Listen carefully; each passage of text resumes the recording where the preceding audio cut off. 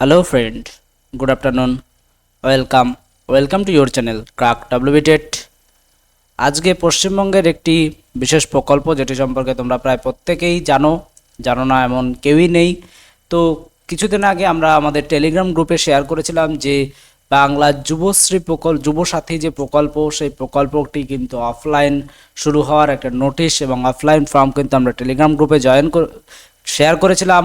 যারা এখন আমাদের টেলিগ্রাম গ্রুপে জয়েন হয়নি তারা অবশ্যই ডেসক্রিপশন বক্সে দেওয়া লিঙ্কের মাধ্যমে টেলিগ্রাম গ্রুপে জয়েন হয়ে যাও, কারণ সমস্ত সময় সমস্ত আপডেট কিন্তু ভিডিও করে শেয়ার করা সম্ভব হয় না। সেই জন্য তোমরা অবশ্যই আমাদের টেলিগ্রাম গ্রুপ এবং হোয়াটসঅ্যাপ গ্রুপে জয়েন হয়ে যাও সমস্ত আপডেট সবার আগে পাওয়ার জন্য। তো এই যে বাংলার যুবসাথী যে প্রকল্প, এটি অনলাইন অ্যাপ্লিকেশান কিন্তু শুরু হয়ে গেছে।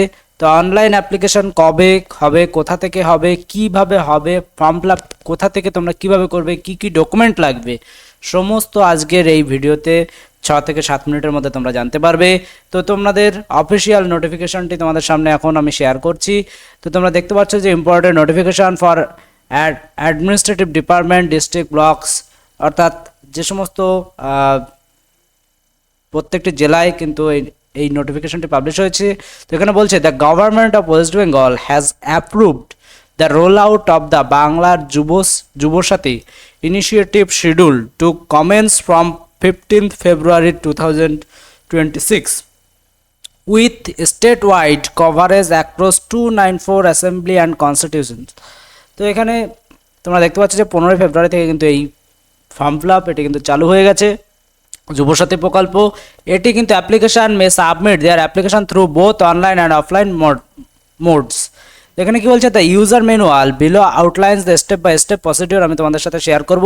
তার আগে কোন ওয়েবসাইট থেকে তোমাদের এটি করতে হবে সেই ওয়েবসাইটের জন্য তোমরা ভিজিট করবে apas.wb.gov.in। এই ওয়েবসাইটটি তোমরা গুগল ক্রোমে গিয়ে কিন্তু এই ওয়েবসাইটটি লিখে সার্চ করলে কিন্তু তোমাদের একটি ইন্টারফেস চলে আসবে, সেখানে কিন্তু যুবসাথী প্রকল্প কিন্তু থাকবে। তো এখানে আমি পরেরটিও তোমাদের সাথে শেয়ার করে দিচ্ছি যে অনস্ক্রিনে তোমরা দেখতে পাচ্ছ যেমন এরকম আইকন, ওয়েবসাইটটি তোমরা খোলা মাত্রই কিন্তু এরকম একটি আইকন কিন্তু তোমরা দেখতে পারবে এবং এখানে কিন্তু এই যে যুবসাথী যে বিষয়টি রয়েছে এইটিতে তোমরা ক্লিক করবে, এই ক্লিক টু অ্যাপ্লাই এই জায়গায় কিন্তু তোমরা ক্লিক করবে।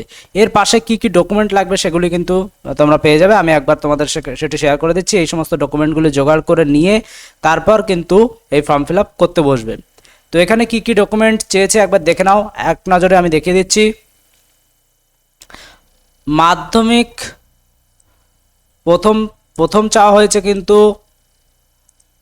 মাধ্যমিক আর equivalent admit card PDF only, PDF size হতে হবে কিন্তু 2 MBর মধ্যে, অর্থাৎ মাধ্যমিকের অ্যাডমিট কার্ড লাগবে যার ফাইল সাইজ 2 MB হতে হবে। মাধ্যমিক আর ইকুইভ্যালেন্ট মার্কশিট লাগবে, সার্টিফিকেট, তো মাধ্যমিকের মার্কশিট অথবা সার্টিফিকেট তোমাদের লাগবে, পিডিএফ ফাইল 2 MBর মধ্যে কিন্তু দিতে হবে। আধার কার্ড লাগবে 2 MBর মধ্যে দিতে হবে, পিডিএফ লাগবে। কপি অফ ভোটার কার্ড এটিও কিন্তু 2 MB লাগবে। তোমরা এই আধার কার্ডটি আপলোড করবার সময় একটি পিডিএফের মধ্যে আধার কার্ডের ফ্রন্ট সাইড এবং ব্যাক সাইড দুটি কিন্তু নিয়ে তারপর মার্জ করে তারপর আপলোড করবে একটি ফাইলের মধ্যে। ভোটার কার্ডের ক্ষেত্রেও তাই করতে পারো।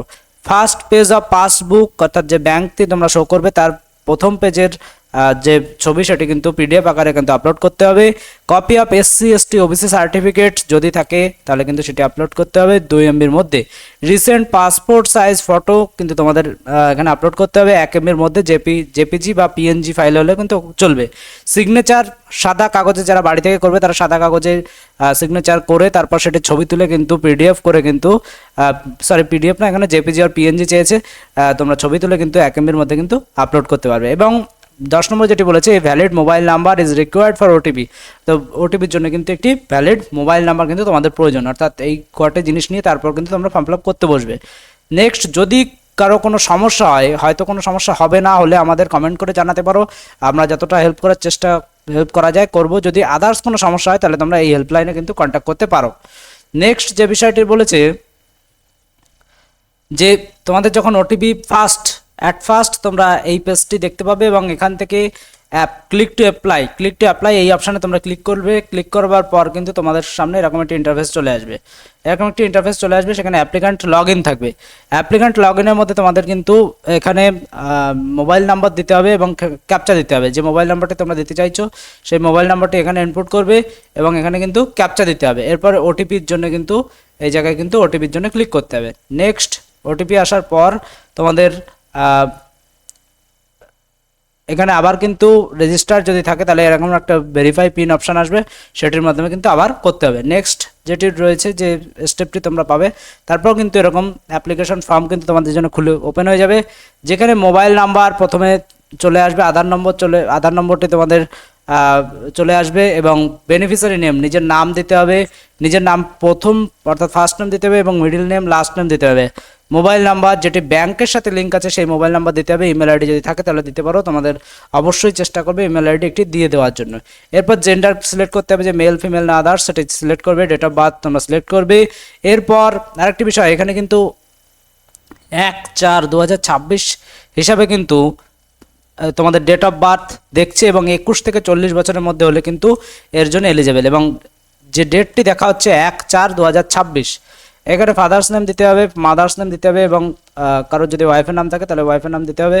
ক্যাটাগরি কি ক্যাটাগরি সেটি দিতে হবে, জেনারেল হলে জেনারেল, SC ST OBC দিতে হবে। নেক্সট তোমরা চলে যাচ্ছ, ম্যারিটাল স্ট্যাটাসে দিতে হবে এবং কন্ট্যাক্ট নম্বর যেটি যেমন আছে তোমরা এভাবে কিন্তু ফিল আপ করতে হবে। এরপরে মাধ্যমিকের যে ডিটেলস, তোমাদের মাধ্যমিকের ক্ষেত্রে কিন্তু যে বোর্ডের নাম সেটি দিতে হবে, WBBSC কিন্তু প্রত্যেকের ক্ষেত্রে হবে, রোল নম্বর দিতে হবে, ইয়ার দিতে হবে এবং ব্যাংক অ্যাকাউন্টের ক্ষেত্রে ব্যাংকের নাম, ব্যাংকের branch, bank account number, IFSC code ভালো করে দেবে, এটি যেন কোনোভাবে ভুল না হয়। এরপরে আদার্স কি বলেছে, weather financial assistant received from government, তো কোনো রকম কোনো যদি তোমরা স্কলারশিপ রিসিভ করো তাহলে সেটা ইয়েস আর নো দেবে এবং যদি ডিটেলস থাকে সেই ডিটেলসটা দিয়ে দেবে। এরপর কিন্তু সেভ বেসিক ডিটেলস এই অপশানে ক্লিক করে দেবে। নেক্সট এটি ক্লিক করবার পর কিন্তু তোমাদের কাছে এরকম একটি ডকুমেন্ট আপলোডের অপশন চলে আসবে। যে ডকুমেন্ট বললাম সেগুলো কিন্তু এখানে চুজ করে আপলোড করতে হবে, সবগুলো কিন্তু আপলোড করবে এবং আপলোড করে কিন্তু একবার তোমরা দেখে নেবে যে আপলোডটা ঠিকঠাক হয়েছে কিনা। যে ডকুমেন্ট বলেছে সেগুলোই কিন্তু এখানে রয়েছে, মোট 8টা ডকুমেন্ট কিন্তু এখানে রয়েছে। এবার সেভ ডকুমেন্ট করে দেবে। সেভ ডকুমেন্ট করবার পর তোমাদের কিন্তু ফাইনাল সাবমিশনের জায়গা চলে যাবে এবং সেলফ ডিক্লারেশন, এখানে কিন্তু সেলফ ডিক্লারেশন করতে হবে এবং ফাইনাল সাবমিট করে দিতে হবে। এই ফাইনাল সাবমিট করবার পর কিন্তু তোমাদের এরকম একটি আইকন দেখাবে, পপ আপ আইকন দেখাবে যে your application form has been submitted successfully, your application ID is এরকম। এরপর কিন্তু তোমরা এই অ্যাপ্লিকেশন ফর্মটি কিন্তু ডাউনলোড করে নিতে পারবে। এই ছিল আপডেট। মোটামুটি প্রত্যেকে যারা মাধ্যমিক পাস ক্যান্ডিডেট, মাধ্যমিক পাস আছো, তোমরা কিন্তু অ্যাপ্লাই করে দিতে পারো, যত তাড়াতাড়ি সম্ভব তোমরা অ্যাপ্লাই করে দাও। ভিডিওটি দেখার জন্য অসংখ্য ধন্যবাদ। Thank you.